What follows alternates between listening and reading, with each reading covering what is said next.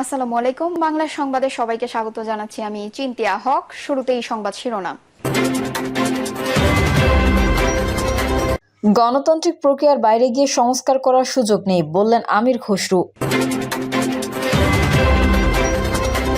রাজনীতিতে আমাদের কোণঠাসা করতে চাচ্ছে সরকার বললেন জিএম কাদের। এদিকে সংস্কার প্রশ্নে সরকারের বাধা রাজনৈতিক দল নাগরিক কমিটির থানা প্রতিনিধি সভায় বক্তারা। এবং সর্বশেষ জানাবো আওয়ামী লীগও এখন কোটা বিরোধী। এতক্ষণ শুনছিলেন সংবাদ শিরোনাম, এবারে বিস্তারিত। গণতান্ত্রিক প্রক্রিয়ার বাইরে গিয়ে সংস্কার করার সুযোগ নেই বললেন আমির খসরু। বিএনপির স্থায়ী কমিটির সদস্য আমির খসরু মাহমুদ চৌধুরী বলেছেন, গণতান্ত্রিক প্রক্রিয়ার বাইরে গিয়ে সংস্কার করার সুযোগ নেই। নির্বাচনের বাইরে গিয়ে অন্য কিছু করতে গেলে জনগণের মনে সন্দেহ আসতে পারে। আমির খসরু বলেন, ভোটাধিকার থেকে জনগণকে বঞ্চিত করে দেশের মালিকানা নিজের হাতে তুলে নিয়েছিল আওয়ামী লীগ। ফলে জনগণকে দেশের মালিকানা ফিরিয়ে দিতে অবিলম্বে নির্বাচন দিতে হবে। বিএনপির স্থায়ী কমিটির এই সদস্য জুলাই আগস্ট আন্দোলনের সফলতা নিয়ে বিভক্তি কাম্য নয় উল্লেখ করে বলেন, দেশের 18 কোটি মানুষের পাশাপাশি এই আন্দোলনে প্রবাসীদেরও ভূমিকা রয়েছে। প্রবাসীরা রেমিটেন্স পাঠিয়ে এবং বন্ধ করে দিয়েও ফ্যাসিবাদ পতনে ভূমিকা রেখেছেন। আন্দোলনে বিএনপির ভূমিকা উল্লেখ করে তিনি বলেন, এতে নেতৃত্ব দিয়েছেন তারেক রহমান। আগামী দিনে বিএনপি প্রবাসীদের দাবি যথাযথ মূল্যায়ন করবে। রাজনীতিতে আমাদের কোণঠাসা করতে চাচ্ছে সরকার বললেন জিএম কাদের। জাতীয় পার্টির সঙ্গে বৈষম্য শুরু করেছে দাবি করেছেন জাতীয় পার্টির চেয়ারম্যান জিএম কাদের। তিনি বলেছেন, রাজনীতিতে আমাদের কোণঠাসা করতে চাচ্ছে সরকার। তিনি বলেন, আমাদের স্বাভাবিক রাজনীতিতে বাধা দেওয়া হচ্ছে, নেতাকর্মীদের বিরুদ্ধে হয়রানিমূলক মামলা দেওয়া হচ্ছে।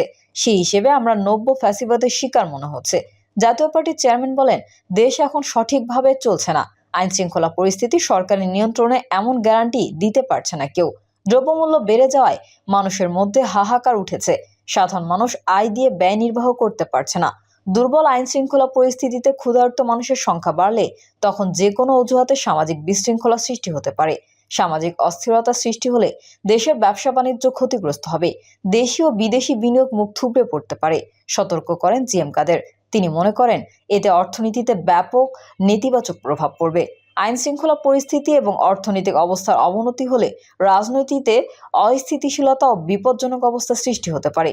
বর্তমান সরকার স্বাভাবিকভাবে দেশ চালাতে পারছে না। সরকার চেষ্টা করছে, তাদের আন্তরিকতার অভাব নেই, কিন্তু তারা সফল হতে পারছে না। তাদের নির্দেশ ও পরিকল্পনা অনেক সময় কার্যকর হচ্ছে না।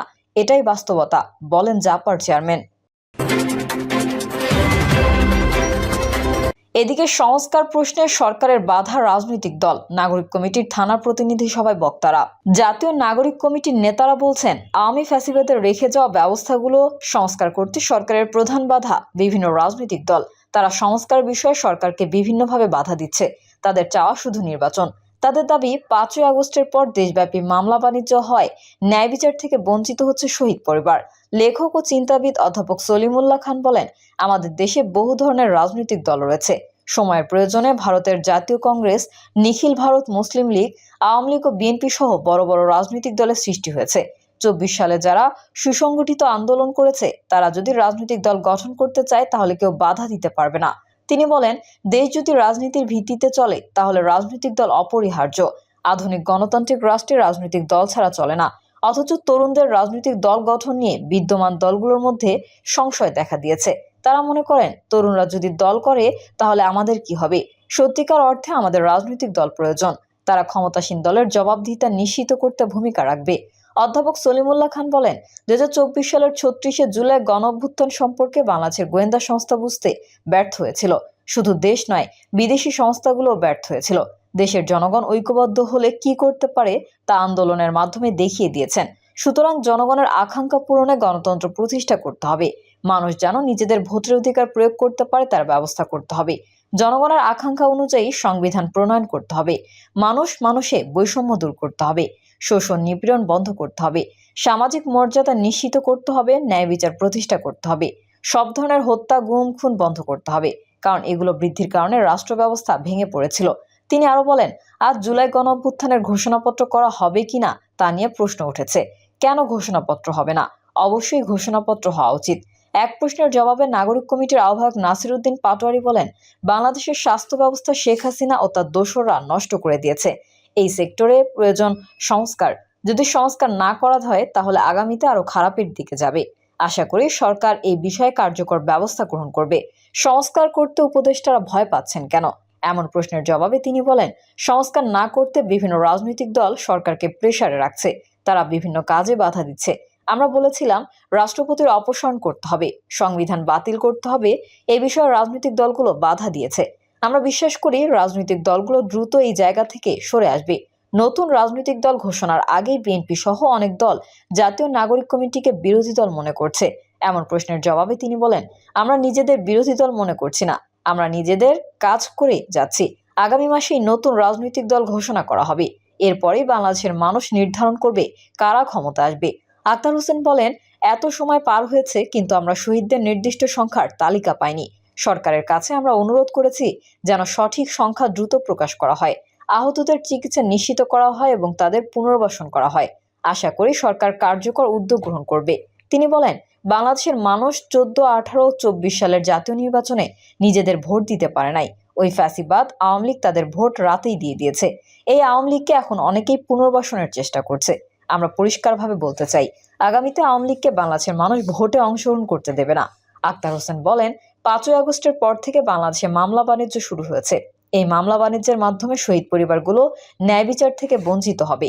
তাই এই মামলা বাণিজ্য বন্ধ করতে হবে। সামান্তা শারমিন বলেন, মানুষের অধিকার নষ্ট করেছে আওয়ামী লীগ। তারা ক্ষমতায় থেকে মানুষকে নির্যাতন নিপীড়ন করেছে। এই আওয়ামী লীগকে কোনোভাবেই পুনর্বাসন করতে দেওয়া হবে না। আওয়ামী লীগও এখন কোটা বিরোধী। কোটা সংস্কার আন্দোলন ঘিরে পতন হয় আওয়ামী লীগ সরকারের। সেই আওয়ামী লীগ এখন কোটার বিরুদ্ধে অবস্থান নিয়েছে, সমালোচনা করছে কোটার।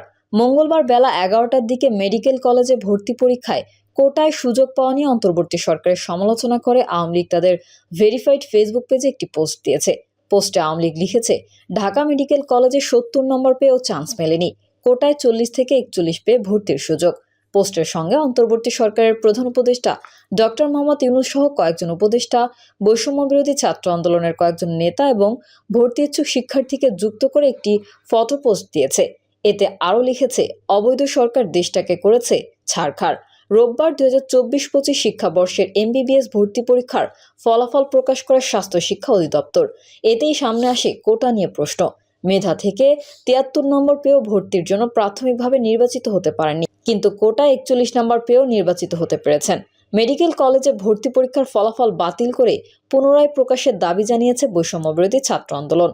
একই দাবিতে বিক্ষোভ মিছিল, সমাবেশ ও অবস্থান কর্মসূচি পালন করেছে ঢাকা বিশ্ববিদ্যালয়, ঢাকা কলেজ ও ঢাকা মেডিকেল কলেজের শিক্ষার্থীরা।